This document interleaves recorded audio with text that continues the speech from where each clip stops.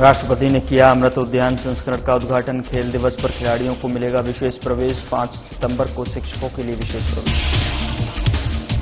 दिल्ली सचिवालय में बैठक आयोजित। सीएम रेखा गुप्ता ने की विकास कार्यों की समीक्षा। सभी विभागों के प्रमुख रहे मौजूद। कॉन्सिक्वेंसेस सड़क सुरक्षा अभियान हुआ आयोजित। सीएम रेखा ने सम्मिलित होकर विचार किए साझा। सांसद और कैबिनेट मंत्री रहे उपस्थित। नमस्कार, मैं हूं आपके साथ गौरव राजेंद्र। बुलेटिन की शुरुआत करते हैं। सिंगापुर के उप प्रधानमंत्री और व्यापार उद्योग मंत्री महामहिम गान किम योंग के नेतृत्व में सिंगापुर के एक मंत्री स्तरीय प्रतिनिधिमंडल ने राष्ट्रपति भवन में भारत की राष्ट्रपति द्रौपदी मुर्मू से मुलाकात की। बता दें कि प्रतिनिधिमंडल भारत सिंगापुर मंत्री स्तरीय गोलमेज के लिए तीसरी बैठक के लिए दिल्ली में है। राष्ट्रपति ने कहा भवन में प्रतिनिधिमंडल का स्वागत करते हुए कहा कि अनिश्चित वैश्विक वातावरण में भी भारत सिंगापुर व्यापक रणनीतिक साझेदारी फल फूल रही है।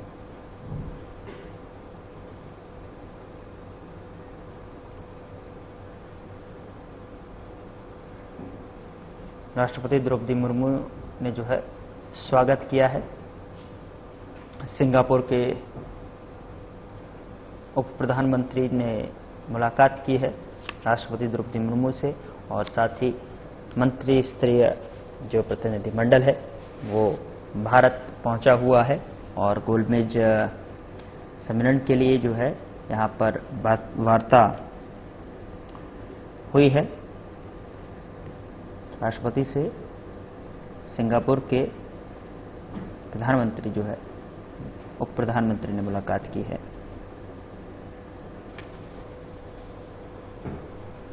भारत मंडपम में केंद्रीय संस्कृति मंत्रालय द्वारा आयोजित तिरंगा कॉन्सर्ट में केंद्रीय मंत्री गजेंद्र सिंह शेखावत और उपराज्यपाल विनय कुमार सक्सेना और मुख्यमंत्री रेखा गुप्ता के साथ सहभागिता की। तिरंगे की आन बान और शान में सजा यह भव्य आयोजन स्वतंत्रता की उस अमर यात्रा की स्मृति था जहां त्याग, संघर्ष और बलिदान ने भारत को आज का गौरव दिलाया। सुप्रसिद्ध गायक शान जी की मधुर और ऊर्जावान प्रस्तुतियों ने कार्यक्रम को राष्ट्रभक्ति की भावना से सराबोर कर दिया। तिरंगा हमारा गौरव है और भारत हमारा शाश्वत प्राण। केंद्रीय संस्कृति मंत्रालय ने तिरंगा कॉन्सर्ट का आयोजन किया और यहां पर मशहूर गायक शान ने अपनी प्रस्तुतियों से रंग बिखेरा। दिल्ली के उपराज्यपाल और केंद्रीय मंत्री गजेंद्र शेखावत भी आपको इन तस्वीरों में नजर आ रहे हैं और उपराज्यपाल और गजेंद्र सिंह शेखावत के साथ साथ दिल्ली की मुख्यमंत्री रेखा गुप्ता ने इस कॉन्सर्ट में तिरंगा कॉन्सर्ट में सहभागिता की और इस कॉन्सर्ट में मशहूर गायक शान ने अपनी प्रस्तुतियों से चार चांद लगा दिए।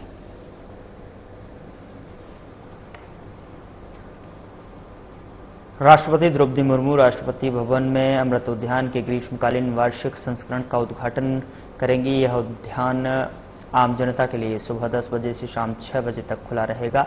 विशेष अवसरों पर विशेष प्रवेश की व्यवस्था भी की गई है। राष्ट्रीय खेल दिवस पर 29 अगस्त को खिलाड़ियों और एथलीटों को शिक्षक दिवस पर 5 सितंबर को शिक्षकों को विशेष रूप से प्रवेश दिया जाएगा।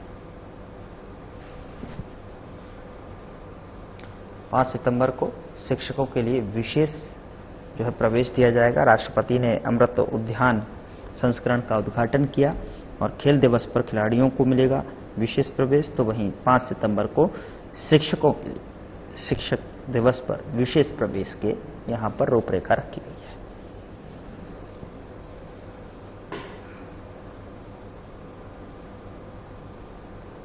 दिल्ली में विकास योजनाओं की प्रगति के मद्देनजर एक बैठक का आयोजन किया गया जिसमें दिल्ली की मुख्यमंत्री रेखा गुप्ता ने दिल्ली सचिवालय में सभी विभागों के प्रमुखों के साथ बैठक की और इस दौरान सीएम रेखा गुप्ता ने दिल्ली में चल रही विकास परियोजनाओं, जनसेवा कार्यों और प्रशासनिक सुधारों की प्रगति की अधिकारियों के साथ विस्तार से समीक्षा की।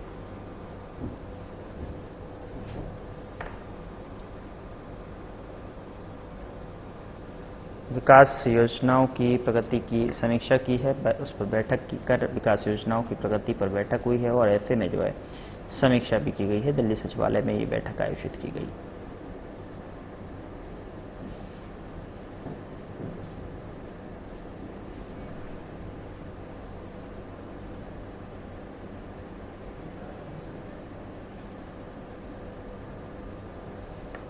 दिल्ली सचिवालय में बैठक का आयोजन किया गया, जहां पर इस बैठक में विकास कार्यों की जो है समीक्षा की गई है।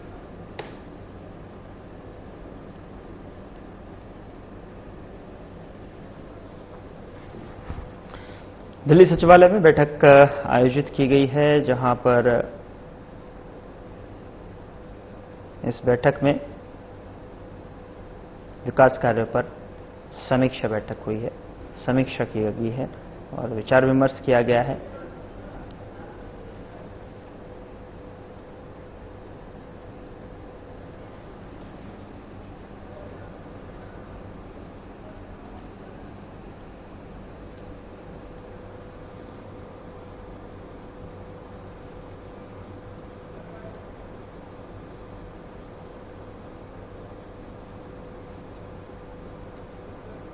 राष्ट्रपति द्रौपदी मुर्मू राष्ट्रपति भवन में अमृत उद्यान के ग्रीष्मकालीन वार्षिक संस्करण का उद्घाटन करेंगी और यह उद्घाटन जो है आम जनता के लिए सुबह 10 बजे से शाम 6 बजे तक खुला रहेगा। विशेष अवसरों पर विशेष प्रवेश की व्यवस्था की गई है। राष्ट्रीय खेल दिवस पर 29 अगस्त को खिलाड़ियों और एथलीटों को यहां पर और साथ ही शिक्षक दिवस पर 5 सितंबर को शिक्षकों को विशेष रूप से प्रवेश दिया जाएगा।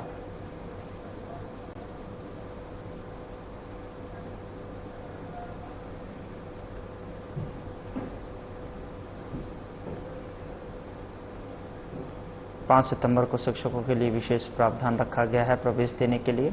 तो वहीं एथलीट दिवस पर, खेल दिवस पर भी खिलाड़ियों को यहां पर विशेष प्रावधान।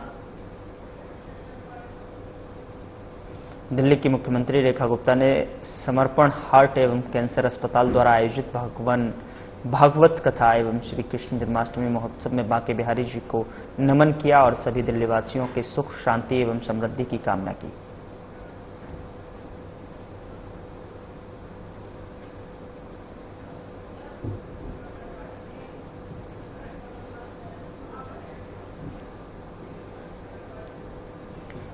कनॉट प्लेस में कॉन्सिक्वेंसेस सड़क सुरक्षा अभियान और हेलमेट अवेयरनेस प्रोग्राम आयोजित हुए, जिसमें सीएम रेखा गुप्ता सम्मिलित और अपने विचार साझा किए। साथ ही कहा कि सड़क पर यातायात नियमों के पालन करके हम न केवल स्वयं को सुरक्षित रखते हैं बल्कि दूसरों के जीवन की रक्षा में भी योगदान देते हैं। याद रखें कि सुरक्षा आदत है, विकल्प नहीं। आपका हेलमेट आपकी सतर्कता और आपका अनुशासन ही आपकी सुरक्षा और सबकी गारंटी है। और इस अवसर पर सांसद बांसुरी स्वराज और कैबिनेट मंत्री डॉक्टर पंकज कुमार सिंह उपस्थित रहे। दिल्ली विधानसभा अध्यक्ष विजेंद्र गुप्ता का जन्मदिन है और इस अवसर पर दिल्ली की मुख्यमंत्री रेखा गुप्ता ने ट्वीट कर उन्हें जन्मदिन की बधाई दी और कहा कि आपका कुशल नेतृत्व, स्पष्ट दृष्टि और लोकतांत्रिक मूल्यों के प्रति अटूट निष्ठा दिल्ली विधानसभा को निरंतर नई ऊंचाइयों की ओर अग्रसर कर रही है। ईश्वर से प्रार्थना है कि आप सदा स्वस्थ, ऊर्जावान और दीर्घायु रहें और आपका मार्गदर्शन दिल्ली में सुशासन को नई दिशा देता रहेगा।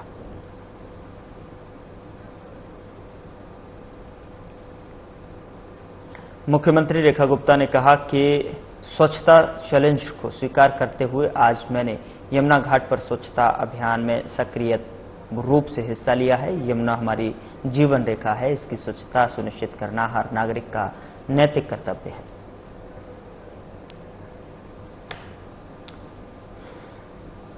तो यहां स्वच्छता अभियान में भाग लिया।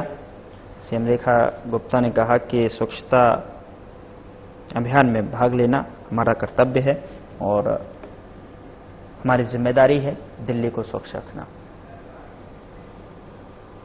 उधर मनजिंदर सिंह सिरसा ने कहा कि प्रधानमंत्री नरेंद्र मोदी के स्वच्छ भारत के संकल्प और मुख्यमंत्री रेखा गुप्ता के नेतृत्व में दिल्ली में 1 अगस्त से 31 अगस्त तक चल रहे स्वच्छता माह के अंतर्गत आज मैंने मीरा एनक्लेव में आयोजित सफाई अभियान में भाग लिया। मेरा दृढ़ विश्वास है कि जब हम स्वयं आगे बढ़कर पहल करते हैं तभी समाज में वास्तविक एवं स्थायी परिवर्तन की नींव रखी जा सकती है। इसी भावना के साथ मैं समस्त दिल्लीवासियों से आग्रह करता हूं कि इस अभियान में सक्रिय रूप से भाग लें, आसपास स्वच्छता बनाए रखें और दूसरों को भी इसके लिए प्रेरित करें।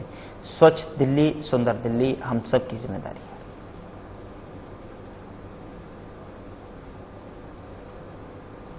केंद्रीय वाणिज्य और उद्योग मंत्री पीयूष गोयल ने दिल्ली के द्वारका स्थित बौद्धिक संपदा कार्यालय में नव विस्तारित ISA भवन का उद्घाटन किया और इस अवसर पर उन्होंने कहा कि नवाचार सदियों से भारत की ताकत रहा है और इसे संप्रभुता का प्रतीक और देश की वैश्विक प्रगति का वाहक बताया।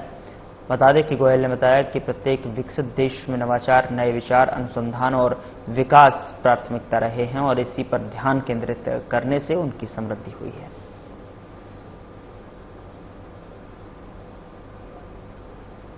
उधर केंद्रीय कपड़ा मंत्री गिरिराज सिंह ने नई दिल्ली में प्रमुख उद्योगपतियों के साथ बैठक कर वैश्विक व्यापार चुनौतियों पर चर्चा की और इस दौरान उन्होंने उभरते वैश्विक व्यापार परिदृश्य की समीक्षा की और उद्योग जगत से सुझाव भी मांगे।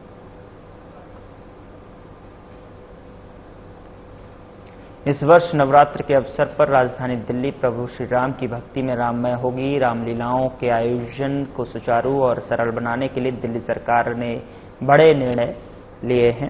साथ ही बता दें कि उपराज्यपाल विनय कुमार सक्सेना की अध्यक्षता में हुई बैठक में तय किया गया कि सभी अनुमानित अनुमतियां जिला स्तर पर DM की अगुवाई में सिंगल विंडो सिस्टम से दी जाएंगी और ताकि आयोजकों को किसी तरह की परेशानी न हो। भूमि की सिक्योरिटी राशि कम की गई है, मनोरंजन स्थलों का क्षेत्रफल बढ़ाया गया है और विवाद निवारण के लिए विशेष समिति बनाई गई है।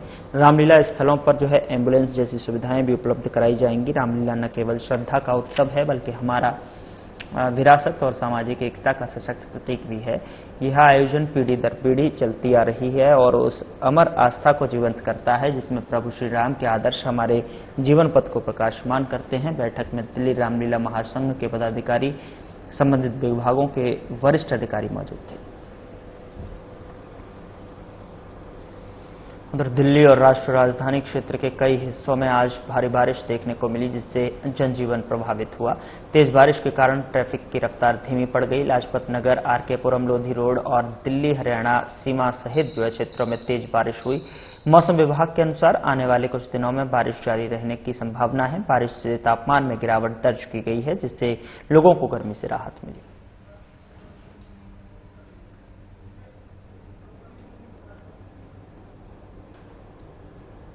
आइए अब आपको सीधे लिए चलते हैं राष्ट्रपति द्रौपदी मुर्मू के संबोधन में, जहां पर वो कार्यक्रम को संबोधित कर रही हैं। खर्च में परिलक्षित होते हैं। आय की असमानता कम हो रही है, क्षेत्रीय असमानताएं भी कम हो रही है। जो राज्यों और क्षेत्र पहले कमजोर आर्थिक प्रदर्शन के लिए जाने जाते थे वे अब अपनी वास्तविक क्षमता प्रदर्शित कर रहे हैं और अग्रणी राज्य के साथ बराबरी करने की दिशा में आगे बढ़ रहे हैं। हमारे अग्रणी व्यवसायियों, लघु एवं मध्यम उद्यमियों और व्यापारियों ने हमेशा कुछ कर गुजरने की भावना का परिचय दिया है। समृद्धि के सृजन के मार्ग में आने वाली रुकावटों को दूर करने की आवश्यकता थी।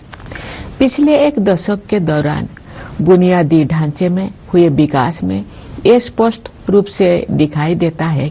हमने भारतमाला परियोजना के तहत राष्ट्रीय राजमार्ग नेटवर्क का विस्तार और सुदृढ़ीकरण किया है। रेलवे ने भी नवाचार को प्रोत्साहन दिया है तथा नवीनतम टेक्नोलॉजी से युक्त नई तरह की रेलगाड़ियों और डिब्बे का उपयोग किया जाने लगा है। कश्मीर घाटी में रेल संपर्क का शुभारंभ करना एक प्रमुख उपलब्धि है। शेष भारत के साथ घाटी का रेल संपर्क उस क्षेत्र में व्यापार और पर्यटन को बढ़ावा देगा और नई आर्थिक संभावनाओं के द्वार खोलेगा। कश्मीर में इंजीनियरिंग के ये असाधारण उपलब्धि हमारे देश के लिए एक ऐतिहासिक माइलस्टोन है। देश में शहरीकरण तेज गति से हो रहा है, इसलिए शहरों की स्थिति सुधारने पर सरकार विशेष ध्यान दे रही है। शहरी परिवहन के प्रमुख क्षेत्रों पर विशेष ध्यान देते हुए सरकार ने मेट्रो रेल सुविधाओं का विस्तार किया है। पिछले एक दशक के दौरान मेट्रो रेल सेवा की सुविधा से युक्त शहरों की संख्या कई गुना बढ़ गई है। शहरों के कायाकल्प और शहरी परिवर्तन के लिए अटल मिशन यानी अमृत ने ये सुनिश्चित किया है कि अधिक से अधिक घरों में नल से पानी की भरोसेमंद आपूर्ति हो और स्टोरेज कनेक्शन सुविधा उपलब्ध हो। सरकार ये मानती है कि जीवन की बुनियादी सुविधाओं पर नागरिकों का हक बनता है।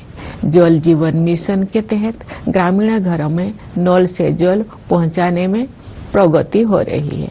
अपने तरह के विश्व की सबसे बड़ी स्वास्थ्य सेवा योजना आयुष्मान भारत के अंतर्गत विभिन्न कदम उठाए गए हैं। उन प्रयासों के परिणाम स्वरूप स्वास्थ्य सेवा के क्षेत्र में हम क्रांतिकारी बदलाव देख रहे हैं। इस योजना के तहत अब तक 55 करोड़ से अधिक लोगों को सुरक्षा कवच प्रदान किया जा चुका है। सरकार ने 70 वर्ष और उससे अधिक आयु के सभी वरिष्ठ नागरिकों को इस योजना की सुविधा उपलब्ध करा दी है, चाहे उनकी आय कितना भी हो। स्वास्थ्य सेवाओं तक पहुंच से जुड़ी असमानताएं दूर होने से गरीब और निम्न मध्यम वर्गों के लोगों को भी सर्वोत्तम संभव स्वास्थ्य सेवाएं उपलब्ध हो रही है। इस डिजिटल युग में ये स्वाभाविक है कि भारत में सबसे अधिक प्रगति सूचना प्रौद्योगिकी क्षेत्र में हुई है। लगभग सभी गांव में 4G मोबाइल कनेक्टिविटी उपलब्ध है। शेष कुछ हजार गांव में भी ये सुविधा शीघ्र ही पहुंचा दी जाएगी। इससे डिजिटल भुगतान तकनीकी को बड़े पैमाने पर अपनाना संभव हो पाया है। डिजिटल भुगतान के क्षेत्र में भारत कम समय में ही विश्व का अग्रणी देश बन गया है। इससे डायरेक्ट बेनिफिट ट्रांसफर को भी बढ़ावा मिला है तथा लक्षित लाभार्थियों तक कल्याणकारी भुगतान बिना किसी रुकावट और लीकेज के पहुंचना सुनिश्चित हो रहा है। दुनिया में होने वाले कुल डिजिटल लेन देन में से आधे से अधिक लेन देन भारत में होते हैं। ऐसे बदलाव से एक गतिमान डिजिटल अर्थव्यवस्था का निर्माण किया गया है, जिसका योगदान देश के सकल घरेलू उत्पाद में साल दर साल बढ़ रहा है। आर्टिफिशियल इंटेलिजेंस टेक्नोलॉजिकल एडवांसमेंट का अगला चरण है, जो हमारे जीवन में अपना स्थान बना चुका है। सरकार ने देश के एआई क्षमताओं को मजबूत करने के लिए इंडिया एआई मिशन शुरू किया है। इस मिशन के तहत ऐसे मॉडल विकसित किए जाएंगे जो भारत की विशिष्ट आवश्यकताओं को पूरा करेंगे। हमारी आकांक्षा है कि वर्ष 2047 तक भारत एक ग्लोबल एआई हब बन जाए। इस दिशा में सामान्य लोगों के लिए तकनीकी प्रगति का सर्वोत्तम उपयोग और प्रशासन व्यवस्था में सुधार करके उनके जीवन को बेहतर बनाने पर विशेष ध्यान दिया जाएगा। जन सामान्य के जीवन को बेहतर बनाने के लिए कारोबार को आसान बनाने के साथ साथ जीवन को आसान बनाने पर भी समान बल दिया जा रहा है। विकास तभी सार्थक होता है जब हाशिए पर के लोगों तक सहायता पहुंचे और उनके लिए नए अवसर उपलब्ध हो। इसके अलावा हम हर संभव क्षेत्रों में अपनी आत्मनिर्भरता बढ़ा रहे हैं। इससे हमारा आत्मविश्वास बढ़ा है और विकसित भारत बनने की हमारी यात्रा की रफ्तार तेज हुई है। पिछले सप्ताह 7 अगस्त को देश में राष्ट्रीय हथकरघा दिवस मनाया गया। इस दिवस को मनाने का उद्देश्य हमारे बुनकरों और उनके उत्पादों का सम्मान करना है। हमारे स्वाधीनता संग्राम के दौरान 1905 में शुरू किए गए स्वदेशी आंदोलन की स्मृति में वर्ष 2015 से ये दिवस हर साल मनाया जाता है। महात्मा गांधी ने भारतीय कारीगरों और शिल्पकारों के खून पसीनों से निर्मित और उनके अतुलनीय कौशल से युक्त उत्पादों को बढ़ावा देने के लिए स्वदेशी की भावना को और मजबूत किया था। स्वदेशी का विचार मेक इन इंडिया और आत्मनिर्भर भारत अभियान जैसे राष्ट्रीय प्रयासों को प्रेरित करता रहा है। हम सबको ये संकल्प लेना है कि हम अपने देश में बने उत्पादों को खरीदेंगे और उनका उपयोग करेंगे। प्यारे देशवासियों, सामाजिक क्षेत्र में किए गए प्रयासों से संवर्धित समग्र आर्थिक विकास के बल पर भारत 2047 तक एक विकसित अर्थव्यवस्था बनने के मार्ग पर अग्रसर ये थे राष्ट्रपति द्रौपदी मुर्मू का राष्ट्र के नाम संबोधन। फिलहाल बुलेटिन में इतना ही। नमस्कार।